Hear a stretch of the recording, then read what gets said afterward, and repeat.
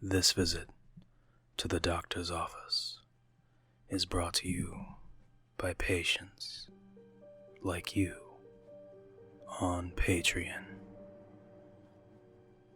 Find out how you can help support the clinic and keep these visits going strong, and get various perks by supporting the clinic on Patreon.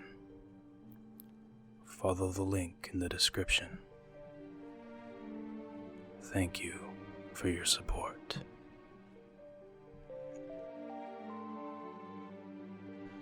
It is said that in Ulthar, which lies beyond the river sky, no man may kill a cat. And this I can verify.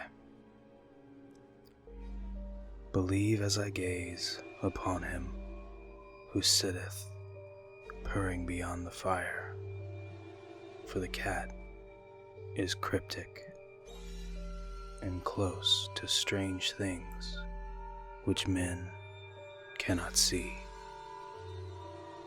He is the soul of the antique Egyptus and bearer of tales from forgotten cities in Meroe and Ulthar. He is the kin of the jungle lords and heir to the secrets of hoary and sinister Africa. The Sphinx is his cousin, and he speaks in her language, but he is more ancient than the Sphinx, and remembers that which she hath forgotten.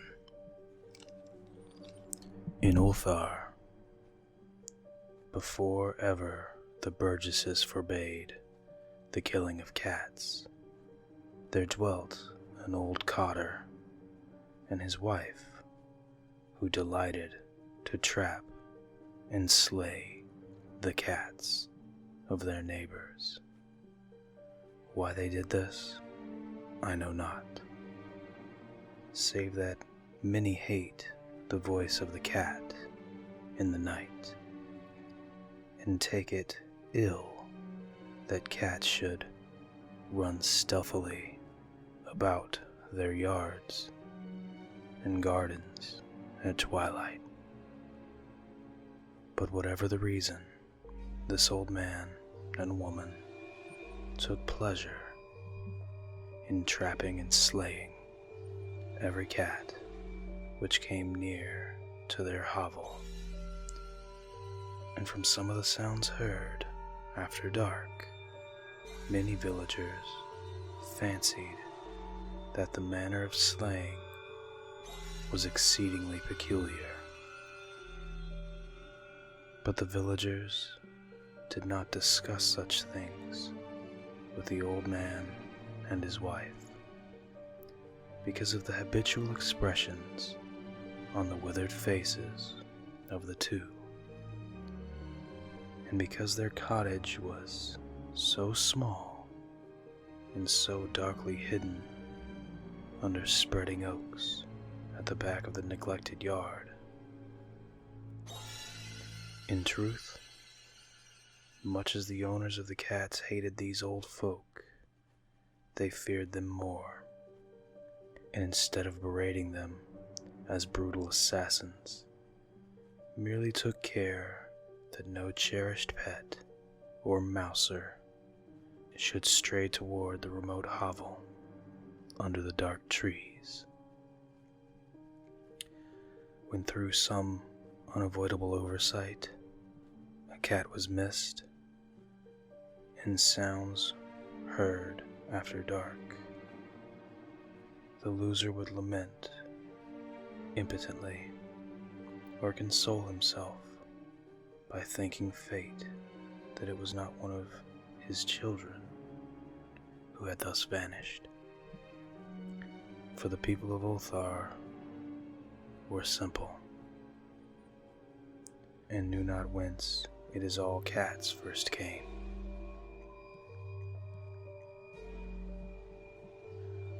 One day, a caravan of strange wanderers from the south entered the narrow, cobbled streets of Ulthar. Dark wanderers they were, and unlike roving folk who pass through the village twice every year, in the marketplace they told fortunes for silver and bought gay beads from the merchants. What was the land of these wanderers, none could tell, but it was seen that they were given to strange prayers, and that they had painted on the sides of the wagons strange figures with human bodies and heads of cats, hawks, rams, and lions. And the leader of the caravan wore a headdress with 2 horns and a curious disc between the horns.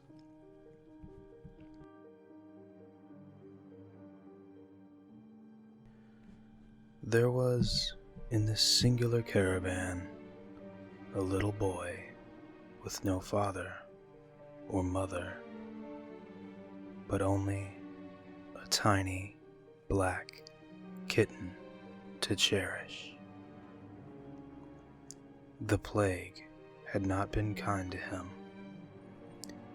yet had left him this small, furry thing to mitigate his sorrow. And when one is very young, one can find great relief in the lively antics of a small black kitten.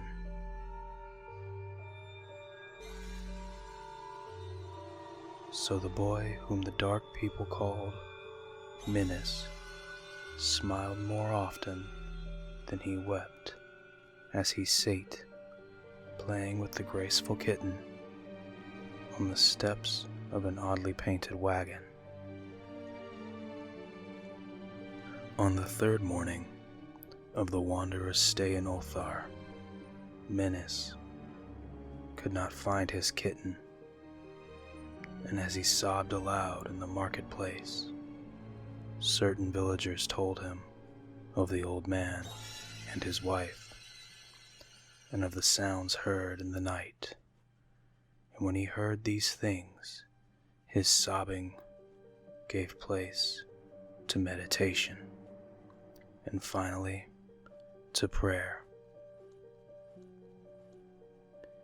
He stretched out his arms toward the sun and prayed in a tongue no villager could understand, though indeed the villagers did not try very hard to understand,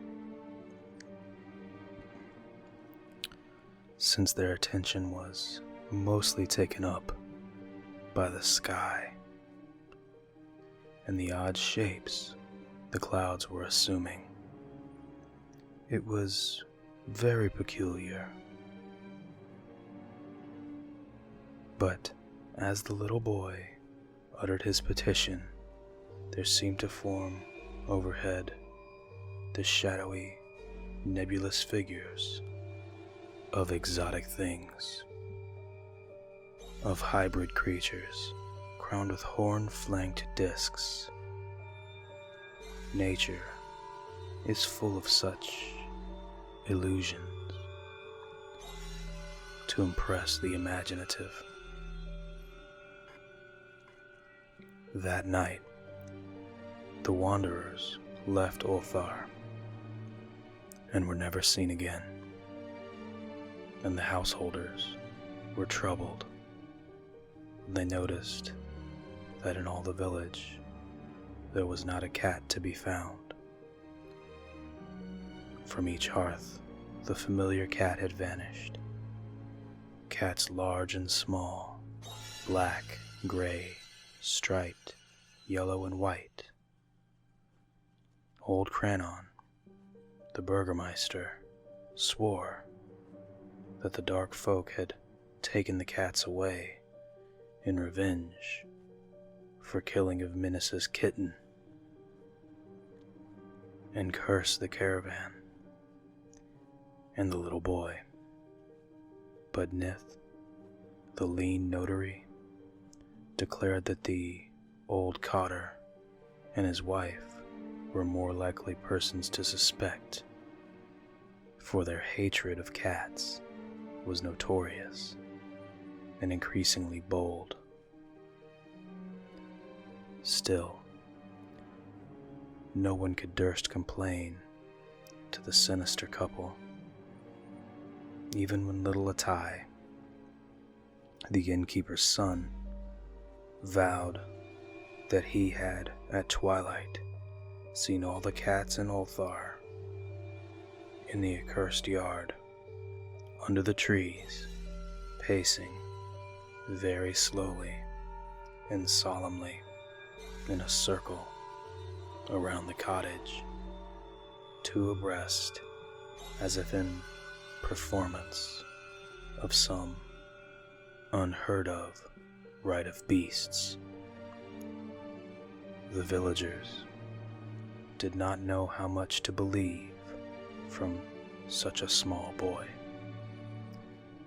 and though they feared that the evil pair had charmed the cats to their death, they preferred not to chide the old cotter till they met him outside his dark, repellent yard. So Ulthar went to sleep in vain anger, and when the people awakened at dawn, behold, every cat was back at his accustomed hearth. Large and small, black, gray, striped, yellow, and white, none was missing. Now very sleek and fat did the cats appear, and sonorous with purring content. The citizens talked with one another of the affair, and marveled not a little. Old Cranon again insisted that it was the dark folk who had taken them, since cats did not return alive from the cottage of the ancient man and his wife. But all agreed on one thing, that the refusal of the cats to eat their portions of meat or drink their saucers of milk was exceedingly curious. And for 2 whole days, the sleek, lazy cats of Ulthar would touch no food, but only doze by the fire or in the sun. It was fully a week before the villagers noticed that no lights were appearing at dusk in the windows of the cottage under the dark trees. Then the lean Nith remarked that no one had seen the old man or his wife since the night the cats were away. In another week, the Burgermeister decided to overcome his fears and call at the strangely silent dwelling as a matter of duty, though in so doing he was careful to take with him Shang the blacksmith and Thol the cutter of stone as witnesses. When they had broken down the frail door and found only this: 2 cleanly picked human skeletons on the earthen floor, and a number of singular beetles crawling in the shadowy corners. There was subsequently much talk among the burgesses of Ulthar. Zath, the coroner, disputed at length with Nith, the lean notary, and Cranon and Shang and Thull were overwhelmed with questions. Even little Atai, the innkeeper's son, was closely questioned and given a sweetmeat as a reward. They talked of the old cotter and his wife, of the caravan of dark wanderers, of Small Menace and his black kitten, of the prayers of Menace, and of the sky during that prayer, of the doings of the cats on the night the caravan left, and of what was later found in the cottage under the dark trees in the repellent yard. And in the end, the Burgesses passed that remarkable law, which is told by traders in Hotheg and discussed by travelers in Nur, namely, that in Ulthar no man may kill a cat.